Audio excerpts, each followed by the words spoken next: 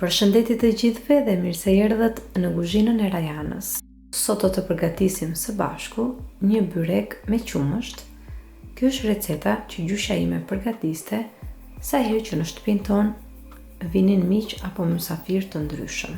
Duke qenë se dikur gjyshet tona gatuanin me pak përbërës, edhe kjo recetë është shumë e thjeshtë dhe shumë praktike.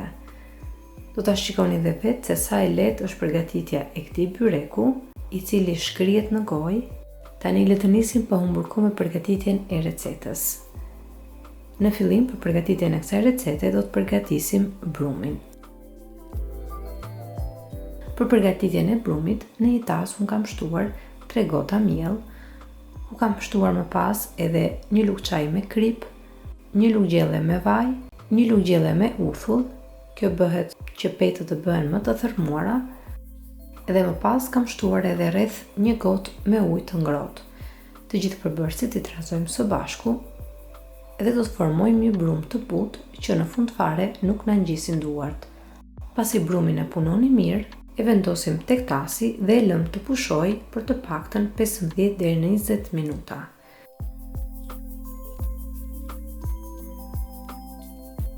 Dhe gjatë kohës që brumi pushon, ne do të përgatisim edhe mbushjen për byrekun. Për mbushjen do të përdorim 2 kokra vezë, të cilat I hedhim në një tas, do të shtojmë pak krip tek vezët. Do të shtojmë gjithashtu një gjysmë litër me qumësht. Dhe në fund fare do të shtojmë edhe 3-4 lugë gjelle me miell. Gjithashtu për këtë recetë mund të shtoni edhe djath nëse keni dëshirë. Gjyshja ime kur kishte djath ja shtonte dhe kur nuk kishte, nuk I shtonte fare. Kjo varet në dëshirën tuaj.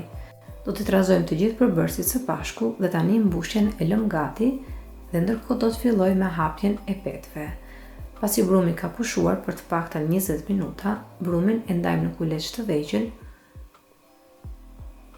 Në këtë rast, unë e kam ndarë brumin në 10 kuleç, nga të cilët 5 I kam përdorur për petën poshtë dhe 5 I kam përdorur për petën e sipërme. Pasi ndalni kuleçët siç e shikoni dhe në video, tani kuleçët do t'i hapim një nga një duke përdorur nisë shte. Për ta bërë byrekun edhe më të shkrifët, por që edhe petët të thërmohen, petët në këtë rast do t'i hapim me nisë shte dhe jo me miell.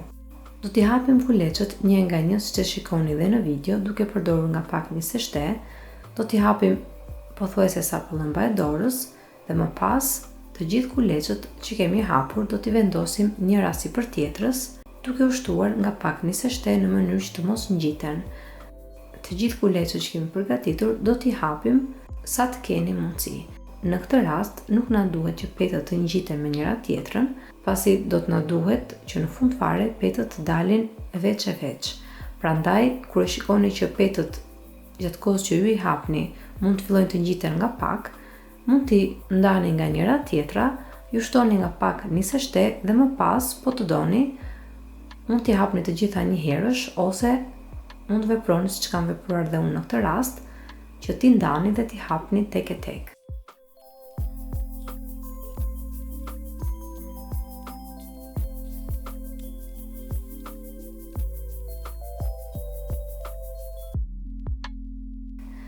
Dhe në momenti që petët I keni hapur pothuajse sa madhësia e tepsisë, tani do të fillojmë me shtrimin e petëve në tepsi.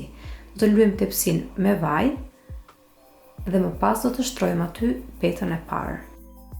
Pasi e keni shtruar petën, e spërkasim sipër me pak vaj ose gjalp të shkrirë. Dhe sipër saj vendosim petën e dytë dhe kështu procesi përsëritet derisa në tepsi do të vendosim edhe petën e fundit.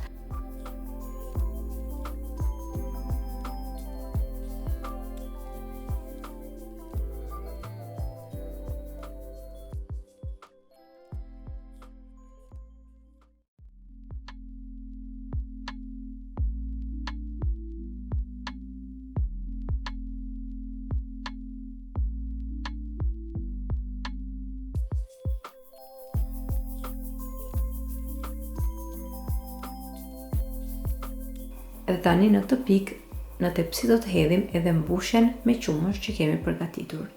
Mos keni merak fare, Pasi do t'ju duket çudi, por në fund fare pasi byreku piqet, mbushen pikset dhe nuk del fare e ujshme. Prandaj për këtë recetë edhe nëse nuk përdorni djath, u garantoj që në fund fare mbushen pikset dhe mbas ju duket çudi që kemi përdorur kaq shumë qumësht, por është pikërisht receta që gjyshja ime ka përgatitur prej vitesh. Dhe tani do të vazhdoj me procesin e hapjes së petëve për pjesën e sipërme të byrekut. Procesi është i njëjtë siç vepruam dhe për pjesën e poshtme. Tani secilën nga petët do t'i shtrojmë në tepsi njëra sipër tjetrës. Mos harroni që ta spërkasni me vaj ose me gjalp të shkrirë secilën nga petët që shtroni në tepsi.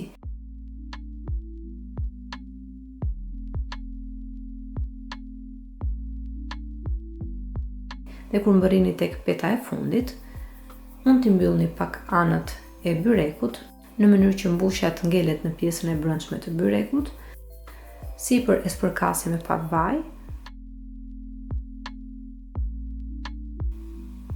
Dhe tani byrekun e keni gati për ta futur në furrë. Para se ta fusim byrekun në furrë që të piqet, mos harroni që të ndezim furrën dhe ta lëmë që të nxehet në 200 gradë Celsius. Kur furra është nxehur mjaftueshëm, tani byrekun do ta pjekim në 200 gradë Celsius për të paktën 25 ose 30 minuta. Kozjata e pjekjes varet shumë edhe nga furra që keni në shtëpinë tuaj. Pas 30 minutash, byrekun e keni gati, mund ta hiqni nga furra, mund ta lini pak të ftohet dhe më pas e keni gati për ta servirur për miqtë dhe familjen tuaj. Do ta shikoni që në fund fare byreku ka dalë me të vërtet fantastik, petët thërmohen.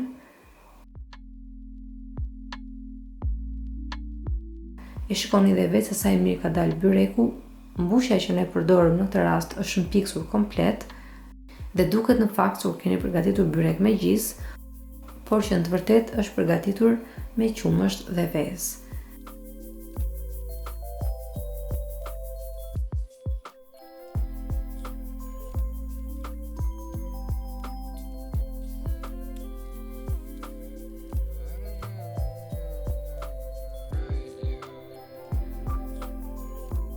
Një byrek i thjesht, por që ju nderon sa herë që në shtëpinë tuaj keni miq apo mysafir, apo dhe thjesht për një drekë për familjen tuaj. Shpresoj shumë që kjo recetë ju ketë pëlqyer dhe nëse po, mos hezitoni të jepni asaj një like, si të ta shpërndani me miqtë dhe familjarët tuaj në rrjetet sociale. Gjithashtu mos nguroni të abonoheni në kanalin tim, si dhe të shtypni zilën e vogël anash kanalit, në mënyrë që të njoftoheni sa herë në kanal postohen recetat e reja. Ju falenderoj të gjithëve që më ndoqët edhe në videon e sotshme. Bashkë dëgjojmë sërish në videon e radhës. Deri atëherë, Zoti ju bekatoft të gjithëve.